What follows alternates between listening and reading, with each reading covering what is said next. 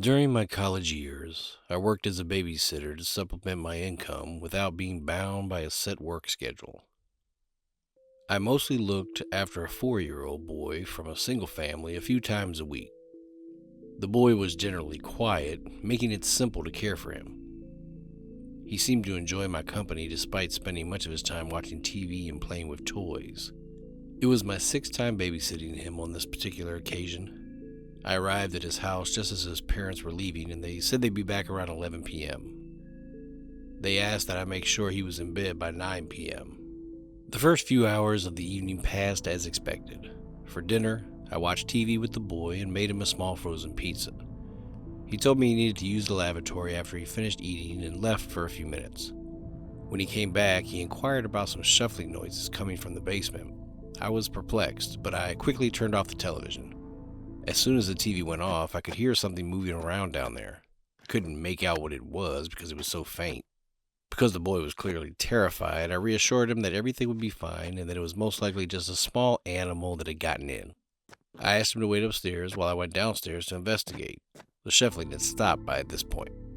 I'd never been in the house's basement before because it was unfinished and there was never a reason to go down there, so I was being extremely cautious. I opened the door and turned on the stairwell light. Then I quietly walked down the stairs and turned on the light at the bottom, which illuminated the entire room. It was a large room, mostly filled with storage boxes. I walked around the room, peeking behind a few boxes, but when I couldn't see or hear anything else, I went back upstairs. The boy on the couch was waiting for me and jumped up when he saw me. I'd assured him that everything was fine and that nothing was down there, and I hugged him tightly to make him feel better. We had already forgotten about the whole thing after a few minutes. After a few hours, it was close to 9 o'clock, and I began to prepare him for bed. We went upstairs to his room, and I checked to see if he was ready. I then said goodnight and returned downstairs. I sat on the couch for about 30 to 40 minutes, scrolling through my phone, before hearing shuffling from the basement once more. But it was much louder this time. As I listened, my heart stopped for a beat. Then I heard the upstairs bedroom door open and the boy call out my name. I told him not to come down and stay where he was. I stood up and went to the basement door. I was quite terrified at this point. As I opened the door as quietly as possible, I took out my phone and prepared to dial 911. The shuffling indicated that it was nearing the bottom of the stairs. I reached over and turned the lights on. I slammed the door shut and dashed upstairs to get to the boy.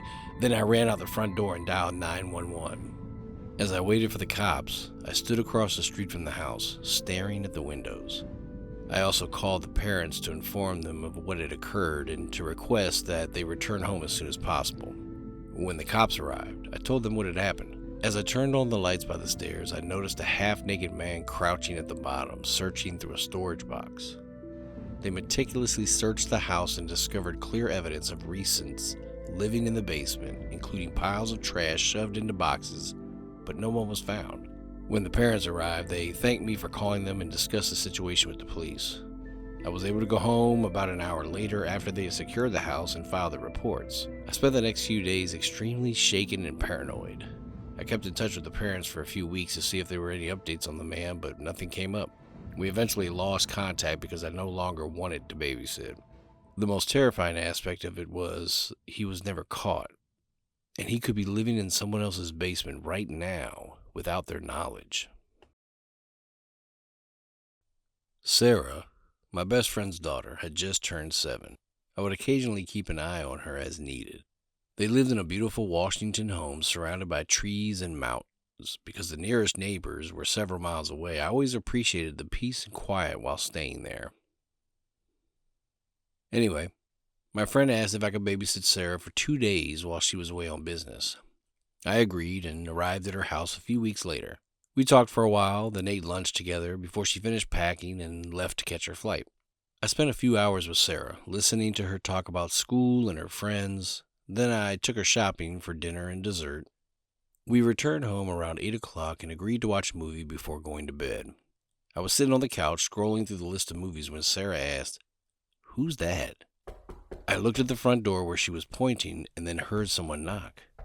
I never expected anyone to come up to the door nervously because the house was so remote. I walked over and opened the door.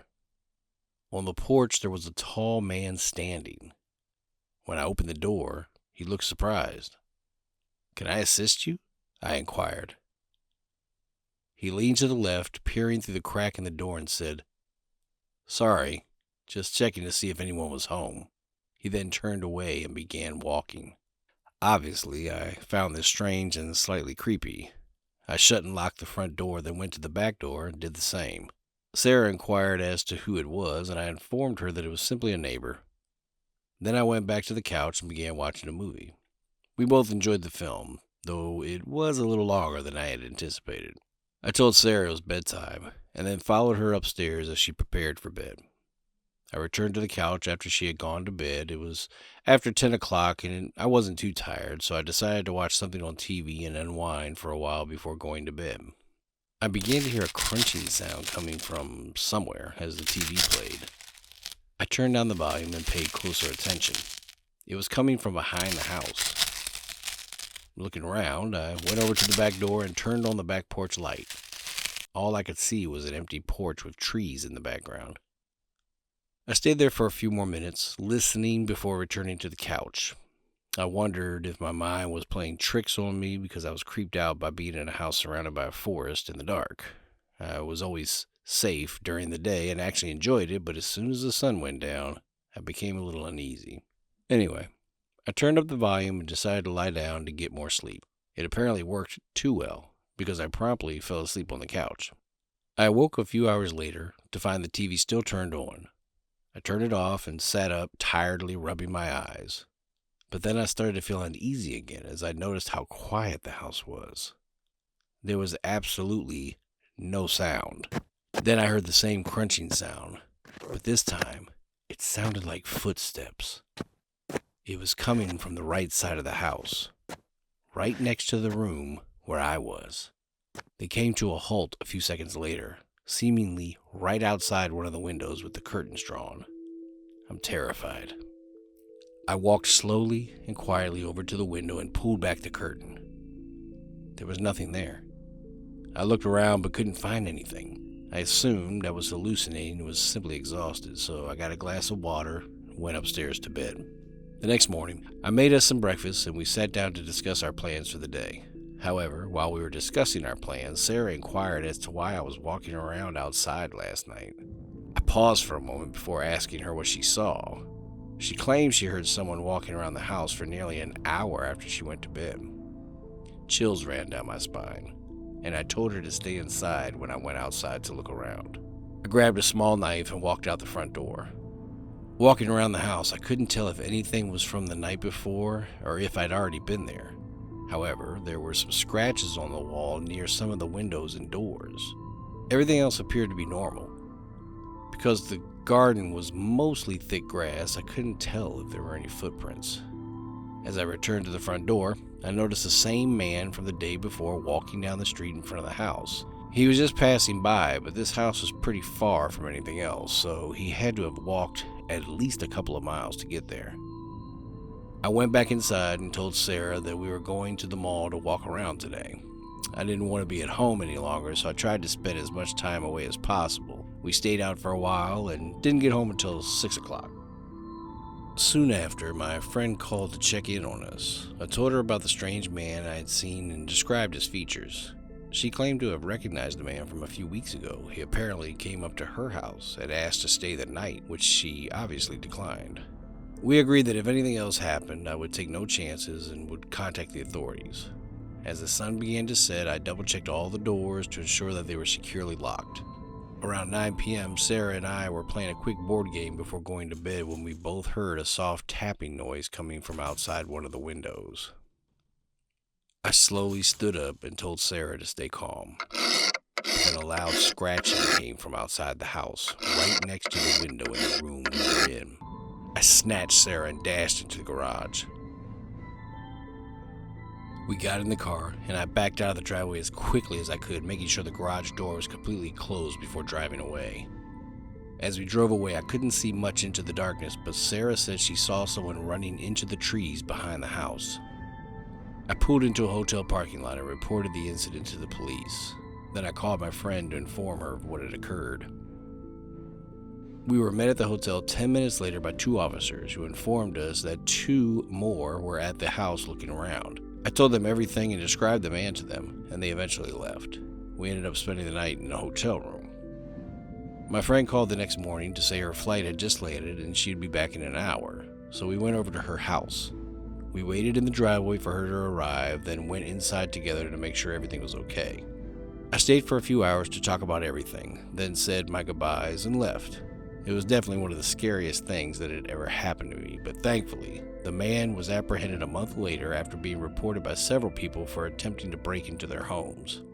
What frightened me the most about him was that he never explained why he did what he did. He had apparently broken into one of the houses, but he had not stolen anything. He only looked around for a moment before leaving empty-handed. It always makes me wonder what he was up to the night before he attempted to break in. My mom worked late every Saturday night when I was 13, so I had a babysitter come over once a week. I always thought I was too old to have a babysitter and despised having someone constantly watch over me. My mother's main guest was Thomas, a 20-year-old man who was the son of one of my mother's work friends. I didn't like the guy because he was strange. He didn't say much and just acted strangely, but whenever he interacted with my mother, he was extra nice and talkative. I'd bring it up with her, but she'd always dismiss it, claiming that I was just trying to get rid of him so I could be alone. Anyway, it was a typical Saturday night, and Thomas had arrived a little late. My mother spoke with him briefly before leaving for work. To pass the time, I walked over to the couch and turned on my Xbox to play some video games. I usually went to bed around 10 o'clock, so I'd have to spend 4 or 5 hours with Thomas. I'd usually find something to do by myself because he never really talked to me and would just hang out in the kitchen or our loft area. Today was no exception, and he lingered in the kitchen for a while. I heard him talking to someone after a few minutes. I tried my best to listen, but I couldn't understand what he was saying. The kitchen was directly behind the living room where I was, but he was speaking quietly. He continued for a few minutes, then stopped talking and entered the living room, standing next to the couch. When I looked up at him, I noticed he was holding his phone. Thomas said that someone would be over in a moment and not to worry. I had no idea how to respond other than to say, okay, but it was strange, and I knew it was not something any babysitter should do, but I also knew there was nothing I could do about it. The next 20 minutes were awkward because he didn't even take out his phone. He just sat on the couch with me, staring around and saying nothing. He was rarely in the same room as me, so this was out of the ordinary. But our living room was right next to the front door, so I guess he was just waiting for the person to arrive. A car eventually pulled into the driveway and a man knocked on the door. Thomas shot up and went over to the door, stopping right in front of it for a moment before turning to me and saying he'd be right back in a minute. He then opened the door and walked outside, closing it behind him. This entire situation piqued my interest into what was going on with him. The blinds on the windows were open just enough for me to see the shadows moving around in the driveway. I could tell the man handed Thomas a large bag before getting into his car and driving away. I heard the rubbish can lid outside slam shut a few seconds later, followed by Thomas returning inside through the front door. The entire interaction seemed strange, and I couldn't help but wonder what was going on. Thomas responded saying it was just a friend that he had left his wallet at his friend's house the night before and was just dropping it off. I could tell there was something wrong with his answer as it didn't explain the large bag I saw him holding, but I didn't want to press any further, so I just said okay and returned to my game. But as the night progressed, things became increasingly strange. I could hear Thomas having multiple phone calls with someone in the kitchen over the next hour, and at one point, he went to the far loft area where I could hear him raising his voice. Even so, I couldn't understand what he was saying. The same car from earlier pulled into the driveway again after the 5th or 6th call, and Thomas ran outside without saying anything. I could tell they were arguing because of their body language and the way they moved around. Then Thomas went away for 30 seconds and returned with the bag from earlier. The man took it, put it in his back seat before speeding away. When Thomas returned inside, I could see his frustration on his face. He went to the kitchen and didn't return till 10 p.m. when he told me to go to bed. While Thomas remained downstairs, I dressed and went to bed. He usually stayed until my mother arrived home at 12, but I heard the front door open and close just a few minutes later. I waited 10 minutes before getting up and going downstairs to see if he was still there, but he had already left. When I looked out the windows, his car had also vanished. I stayed in bed for a few hours until my mother arrived, and then I told her everything that happened. She seemed to believe me this time because she thought it was strange and unprofessional for him to leave the house before she returned. She tried calling him the next day, but he didn't answer. She eventually got a hold of her friend, Thomas's mother, and asked what had happened. She stated that Thomas came home sick. We both knew it was a lie and made no sense because he could have simply called her and told her he wasn't feeling well. Anyway, it's been almost 10 years since everything happened, and I still remember how strange that night was. I'm always curious about what they were arguing about, why he left, and what was in the bag.